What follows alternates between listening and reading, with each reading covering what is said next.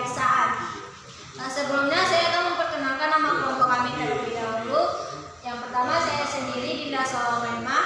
Nama saya Nakia Fahimah. Di sini kami akan membahas tentang yang pertama itu ada pengertian kejaksaan, yang kedua itu tugas dan wewenangnya, yang ketiga itu fungsi, dan yang terakhir itu syarat menjadi jaksa. Pengertian kejaksaan akan dibacakan oleh Naya. Jadi saya akan menjelaskan tentang kejaksaan. Penuntutan sebagai badan yang berwenang dalam menegakkan hukum dan pengadilan. Kejaksaan dipimpin oleh Kejaksaan Agung yang dipilih oleh dan bertanggung jawab pada Presiden Kejaksaan Agung. Kejaksaan Agung dan Kejaksaan Tinggi merupakan salah satu kekuasaan yang khususnya di bidang penuntutan, yang dimana semuanya merupakan salah satu kesatuan yang utuh dan tidak dapat dipisah-pisah. Dengan demikian bahwa kita perlu mengetahui kejaksaan merupakan salah satu instansi dalam pelaksanaan putusan pidana. Namun kejaksaan juga berperan dalam hukum pidana, hukum perdata, dan tata usaha. Nah, yang kedua itu ada tugas dan wewenang. Tugas dan wewenangnya itu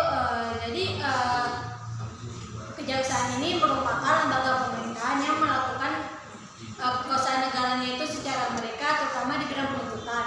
Selain itu tugas dan kewenangan lain di bidang penuntutan atau penyidikan tindak pidana korupsi, pelanggaran HAM berat, serta kewenangan lain berdasarkan undang-undang. Nah, jadi kekuasaan negara yang dilaksanakan oleh kejaksaan ini diselenggarakan oleh 3 komponen. Yang pertama itu ada Kejaksaan Agung. Kejaksaan Agung ini berkedudukan di wilayah ibu kota negara Indonesia, dan wilayah hukumnya itu meliputi wilayah negara Indonesia. Kejaksaan Negeri. Kejaksaan Negeri ini berkedudukan di wilayah kabupaten atau kota, dan wilayah hukumnya itu meliputi wilayah kabupaten atau kota. Kejaksaan Negeri ini dipimpin oleh seorang pejabat negara, seorang kepala kejaksaan, pemimpin dan penanggung jawab kejaksaan yang memimpin. Nah, tugas dan kewenangannya itu yaitu menempatkan terdakwa atau tersangka di tempat yang layak sesuai dengan keputusan pengadilan.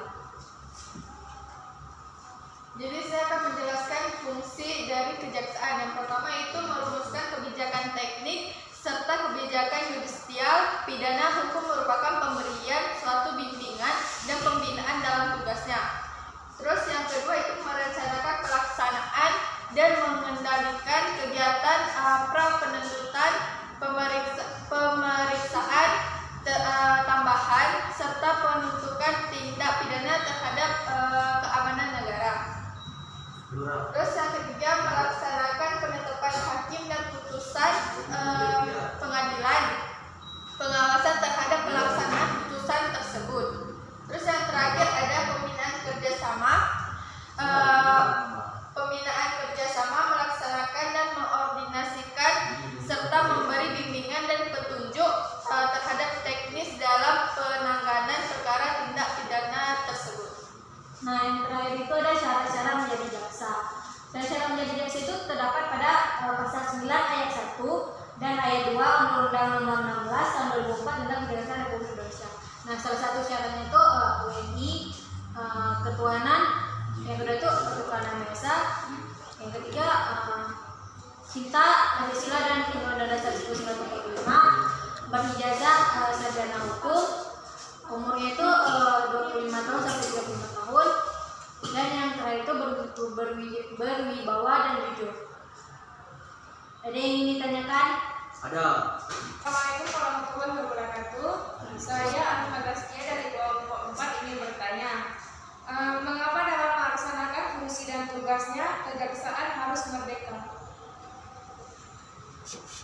Jadi saya akan menjawab pertanyaan dari Pak, mengapa kejaksaan itu harus merdeka dalam melaksanakan tugasnya. Artinya bahwa dalam melaksanakan tugas, fungsi serta wewenangnya agar terlepas dari pengaruh kekuasaan pemerintah dan kekuasaan lainnya. Maka dari itu kejaksaan harus merdeka supaya tidak ada pengaruh dari kekuasaan lainnya juga. Ya. Assalamualaikum warahmatullahi wabarakatuh. Nama saya Muhammad Iqbal dari Kelompok 4. Saya ingin bertanya, jelaskan sedikit pandangan atau contoh tentang kejaksaan. Terima kasih. Saya akan menjawab pertanyaan dari Fadil. Jawaban itu contohnya kayak misalnya ada seorang yang terjerat narkoba. Nah, sebelum dilimpahkan ke pengadilan, kita harus menemukan dulu barang buktinya. Misalnya kayak tes urin.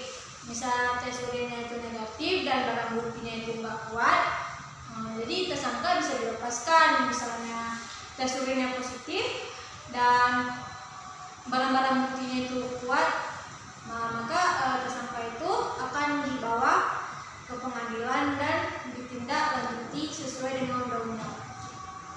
Sekian